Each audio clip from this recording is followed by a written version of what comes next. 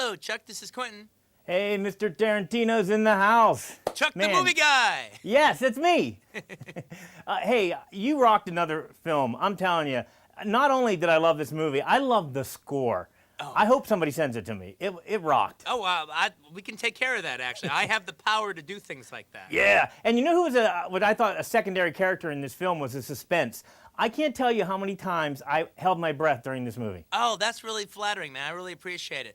That was a whole big thing, especially about that basement tavern scene. I wanted that to be like this just 20-minute rubber band of suspense that just stretches and stretches and stretches until it breaks. And not to mention under the floorboard scene. I mean, that was another one. I tell you what, the whole movie, it was just awesome. Now, it took almost 10 years to get this made, 8 weeks to shoot. I mean, why were you so passionate about this subject matter? I mean, where did this passion stem from? Well, basically, I came up with the idea right after Jackie Brown, like in '98, and I came up with most of the characters that you see in the movie now, and the basic idea of the bastards, the basic idea of Shoshana, this Jewish gal whose family was murdered, hiding in Nazi-occupied France.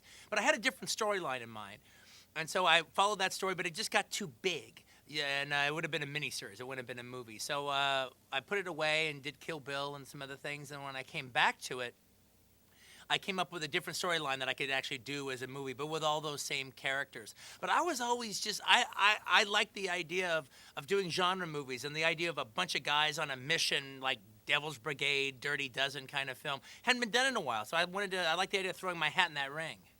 Now, you're not Jewish, so why was it important to make this? I mean, when I was watching it, all I could think of is only Quentin Tarantino could get away with this and pull it off. And why does it take so long for a filmmaker to stick it to the Nazis? Who doesn't love a Nazi-killing movie? Well, that was my point of view, all right? I would have thought there would have been quite a few movies like this before mine came out, but it turns out that I was the one that take it on. And I actually like, I also like the idea of, the fact that the movie, it's not like the war movies have been made in the last, actually not like any war movie ever made, not good or bad, it's just different. But having said that, though, I like the idea. It's not like the war movies of the last like 30 years. It is more like a mid-60s, 70s movie where it's a thrilling adventure story, and you could actually go to when I watched The Great Escape. That's a great movie. I have a great time watching The Great Escape. It's very entertaining. And so I wanted to do a war movie with a genre that actually you could be entertained while you're watching the film. Now, as a fan, I know that there's a bar in Germany called Tarantinos. It's actually not a bar, it's a shrine. When you went there with the cast, wasn't that a little weird? No, it was a blast, man. It was definitely my honor to be honored. That's no joke. And the guy who runs the place is just very, very cool. And we turned that into one of our regular watering holes. Every 3 weeks or so, when we'd finished working, we'd end up going to Tarantino's and drinking the special cocktails they had named after my movies and stuff. And it was a good time. It was a good time at that bar. You should have asked for a cut of the profits. Now, how did you cope with all the different languages in the movie? I mean, you got French, German, Italian. Oh no, that wasn't very hard. I mean, even in the case of Kill Bill, we had big long scenes in Japanese and stuff.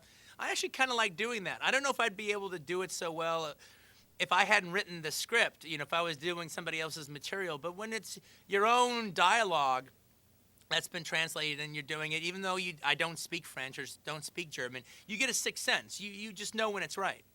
Are you happiest when you're making a movie or when you're not? Oh, it's they're different happies. They're different parts of my life and my personality. It's like if you're a mountain climber, you're very, very happy when you're climbing the mountain. You're doing what you're meant to be doing. But when you get over the mountain, then you're also enjoying being down at the bottom at the chateau, all right? Feeling the accomplishment of a job well done, hopefully. Now, I understand that you don't want to make movies until the day you die, but what would be your great next career accomplishment? Oh, gosh. I can honestly say I just keep on going further, is the only thing I can think of, because I'm very, very happy with my films, and I'm very, very happy with my filmography and my oeuvre, and just to keep that level of what I consider quality to that level, that's the goal. What about like a biography or an actual novel or something maybe instead? Well, I did that with Jackie Brown, and I love Jackie Brown, and I love doing that. But I don't really want to translate novels or do life stories. I really like them being original stories, come from me. I like facing that blank page and knowing this doesn't exist until I put it on the paper. Well, keep making these great movies, and I'm going to check my mailbox for that score. You got to check. Hey, I'll take care of that for you. No worries. Thanks so much.